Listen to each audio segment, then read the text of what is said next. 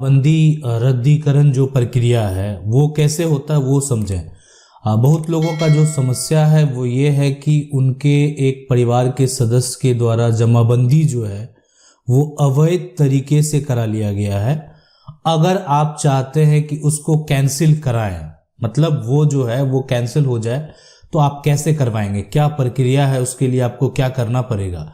दूसरा, ऐसा है कि जमाबंदी जो किया गया है वो सिर्फ एक लोगों का है, बाकी 2 लोगों के द्वारा जमाबंदी जो है अभी तक कायम नहीं किया गया है, और उसमें जो उनके भाई हैं या उनके जो हिस्सेदार हैं वो इस बात के लिए उनको सपोर्ट भी नहीं करते हैं।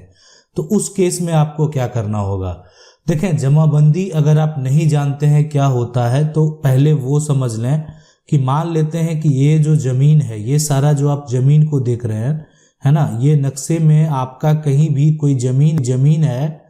अब इस जमीन का क्या होता है, कई हिस्सेदार हो सकते हैं, मतलब ये जो जमीन है ना उसके हिस्सेदार कई हो सकते हैं।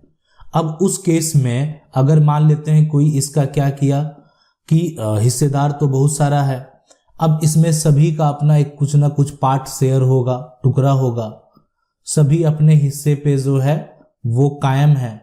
अब ये सारा जमीन जो है वो एक तरह से इनके पिता के नाम दर्ज है। अब पिता अब जो है इस दुनिया में नहीं है, पिता की मृत्यु हो चुकी है, तो अब ये जो उनके बेटे हैं उनके नाम से ये सारा अलग अलग होना चाहिए। लेकिन उसमें क्या हुआ कि एक भाई के द्वारा जो है अपने नाम से ये संपत्ति करवा लिया गया, है ना, बिना बंटवारा किए हुए। ठीक है, अपना शेयर ही करवाया गया, अपना हिस्सा ही करवाया गया, लेकिन बिना कोई कागजात के, बिना कोई बंटवारा किए हुए अपना नाम जो है अवैध तरीके से दर्ज करा लिया गया, गलत इंफॉर्मेशन देकर दर्ज करा लिया गया। हो सकता है कि पिता का मृत्यु प्रमाण पत्र बनाकर एक गलत वंशावली देकर उसको अपने नाम से करवा लिया गया हो, या जो भी कारण रहा हो। आपको अगर इसको रद्द करवाना है तो आपको इसके लिए क्या करना होगा, कैसे आप रद्द करवा सकते हैं, और कुछ ऐसे कंडीशन हैं जिस केस में आपका जमाबंदी जो है अगर आप रद्द कराना भी चाहेंगे तो वो रद्द नहीं होगा। वो क्या है तो उसको भी चलिए जानते हैं। जमाबंदी जो किया जाता है, सबसे पहले अगर उसको जाने तो वो कहाँ पर किया जाता है। मान लेते हैं ये जो प्लॉट है इसका अगर आप जमाबंदी अपने नाम से करवाना चाहते हैं तो जो नज़दीकी आपके अंचल है, अंचल में जो राजस्व के अधिकारी बैठते हैं उस अधिकारी के द्वारा जो है वेरीफाई करने के बाद सारा प्रक्रिया होता है। आप उसको ऑनलाइन वे में अप्लाई करते हैं या आप उसको ऑफलाइन वे में अप्लाई करते हैं, और उसके बाद जो है वो प्रक्रिया किया जाता है। लेकिन ये अंचल स्तर पर जो राजस्व के अधिकारी होते हैं उनके द्वारा ही किया जाता है। लेकिन अब सवाल क्या उठता है कि सवाल ये उठता है कि ठीक है उनके द्वारा ये कर दिया गया, लेकिन आप जो है ये तो कायम कर दिया गया, तो अब अगर आप कैंसिल करवाना चाहते हैं, गलत तरीके से हुआ है, तो एक आवेदन आप उनको भी जरूर दे दें।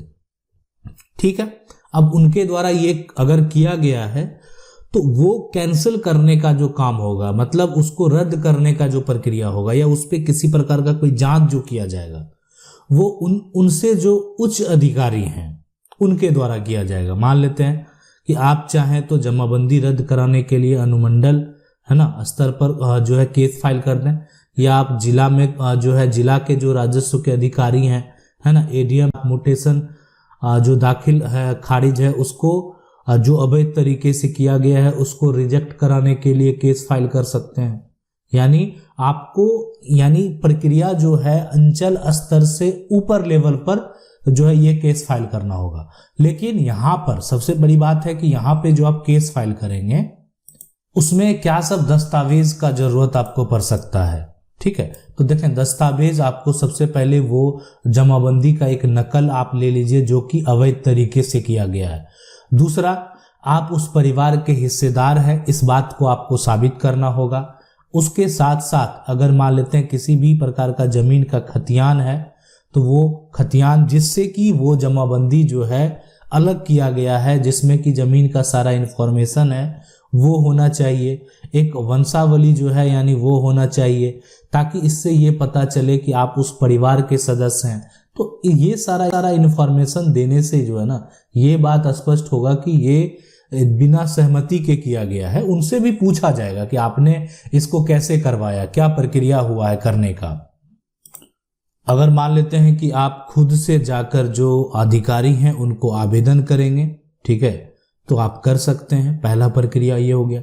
दूसरा हो गया कि आप किसी वकील के माध्यम से, मतलब अगर आपको लगता है कि आपको सारा प्रोसेस का जानकारी है, तो आप खुद से सारा जो समस्या है बस उस समस्या को लिखना है, और जो राजस्व के अधिकारी हैं, जो एक तरह से जिनको भी एक रेवेन्यू डिपार्टमेंट मिला हुआ है, उनके पास आपको आवेदन करना है। अगर मान लेते हैं आप उनके पास जो है आवेदन करते हैं, तो खुद से सारा प्रक्रिया होगा और आपके आवेदन पर केस रजिस्टर भी किया जाएगा, और साथ में जो आपके अगेंस्ट है, आप जिनके खिलाफ आप वहां पर शिकायत किए हुए हैं, उनको नोटिस भी भेजा जाएगा। मतलब ये सारा प्रक्रिया आप खुद से कर सकते हैं, लेकिन आप चाहें तो किसी वकील के माध्यम से भी ये सारा प्रक्रिया करवा सकते हैं, ठीक है। अब सवाल ये उठता है कि आप किसी वकील के माध्यम से अगर सारा प्रक्रिया करवाते हैं, तो वहां पर थोड़ा जो चार्ज है, एक तरह से अगर आप नहीं जानते तो जो उनका चार्ज है वो आपको चार्ज करेंगे। तो आपको दोनों में से जो बेहतर लगेगा, आपको लगता है कि आप खुद से सारा प्रक्रिया कर सकते हैं, हो सकता है कि भविष्य में आगे और भी अपना पक्ष आपको रखना पड़े कि अगेंस्ट जो आपके अगेंस्ट पार्टी हैं उनको नोटिस करके बुलाया जाएगा, और बुलाने के बाद जो है, ठीक है, जैसे नोटिस करके उनको जब बुलाया जाएगा, तो बुलाने के बाद क्या होगा, उनसे पूछा जाएगा कि आपने ये जमाबंदी किस आधार पे कायम कराया है, आप एक तरह से आपके पास क्या दस्तावेज है। तो ये जो है ना, ये इतना ऐसा नहीं है कि आसानी से आप करवा सकते हैं। जब तक दूसरे पक्ष को भी नहीं सुना जाएगा, तो आपका कोई भी फैसला नहीं होगा। हाँ, दूसरे पक्ष को सुनने के बाद अगर लगेगा कि इसमें त्रुटि है, तो उस पे जो है रोक लगा दिया जाएगा। अब यहां पर एक सवाल ये भी उठता है कि अगर आप जमाबंदी को रद्द करवा दिए, ठीक है, तो एक तरह से वहां पर एक आदेश जारी होगा, और वो आदेश के कॉपी को लेकर जब आप फिर अंचल में आएंगे, तो वहां पे जो राजस्व के अधिकारी हैं उनके द्वारा वो कैंसिल कर दिया जाएगा। उसमें लगेगा कि हो सकता है कि जो प्रीवियस जमाबंदी किया गया उसमें किसी प्रकार का त्रुटि हो गया होगा। अगर मान लेते हैं, ठीक है, अब कोर्ट से अगर आदेश आता है, जो राजस्व के अधिकारी हैं उनके द्वारा जो किसी प्रकार का कोई आदेश जारी होता है, तो उनका पालन तो उनको करना ही पड़ेगा। लेकिन कुछ ऐसे कंडीशन हैं जहां पर जो है आपका जमाबंदी एक तरह से अगर आप चाहेंगे भी तो रद्द नहीं करवा सकते, आप कुछ भी कर लें, लेकिन सन है वो हम आपको बता देते हैं। देखें, सबसे पहले क्या होता है कि जो राजस्व के अधिकारी हैं, यह अनुमंडल स्तर पे हो, अंचल स्तर पे हो, या जिला लेवल पे कोई भी अधिकारी हैं, आप उनके पास अगर आप आवेदन करते हैं या आप उनके पास केस फाइल करते हैं, लेकिन आपका पहले से मुकदमा जो है वो सिविल कोर्ट में है ना, यानी आपका पहले से मामला जो है, आप टाइटल सूट का मामला हो या पार्टीशन सूट का मामला हो, पहले से आपका कोर्ट में चलता आ रहा है, तो उस केस में अगर कोई आपका जो एक तरह से हिस्सेदार है, वो अगर आप पर एक तरह से आरोप लगाता है कि जमाबंदी को कैंसिल करने के लिए, तो सिर्फ इस कोर्ट का जो केस है उसका एक नकल देने से ही अधिकारी जो है आपके उस जो है जमाबंदी रद्दीकरण के केस को खारिज कर देंगे।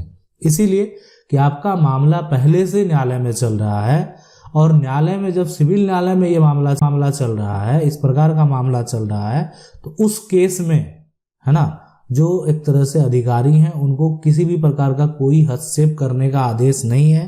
तो आदेश नहीं है तो वो कुछ भी नहीं कर सकते हैं। मामला किसी का भी, कहीं पे, सिविल कोर्ट में हो, हाई कोर्ट में हो या सुप्रीम कोर्ट में हो, कहीं पर भी अगर आपका मामला चल रहा है, तो उस केस में जब आपका जमाबंदी रद्द नहीं होगा। इसलिए रद्द नहीं होगा, इसलिए कि मामला जो है पहले से आपका कोर्ट में ये लंबित है और इस पे किसी प्रकार का कोई फैसला नहीं हुआ है। अगर ये किसी प्रकार का कोई भी केस नहीं है, उस केस में जो अधिकारी हैं वो फैसला दे सकते हैं, लेकिन अगर पहले से कोई मामला चल रहा है तो उस केस में जो है किसी भी अधिकारी को कोई पावर नहीं है कि वो फैसला दे दें, ठीक है, और एक तरह किसी के पक्ष में कोई फैसला दे दें, ठीक है। तो यदि आप भी इस प्रकार की समस्या से जूझ रहे हैं तो आप ये जो है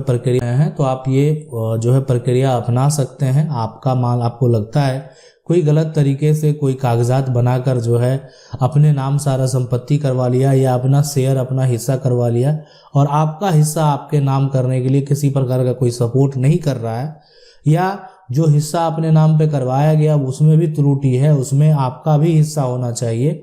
जो व्यक्ति जो है, जो आपके हिस्सेदार हैं, जो आपके मान लेते हैं रिलेटिव हैं, वो अपने नाम करवा लिए हैं तो आप उसको रद्द करवा सकते हैं। आशा करते हैं वीडियो अच्छा लगा होगा। वीडियो को लाइक जरूर कर दें। चैनल को पहली बार देख रहे हैं सब्सक्राइब करके जो बेल आइकन है उसको जरूर दबा लें। मिलते हैं अगले वीडियो।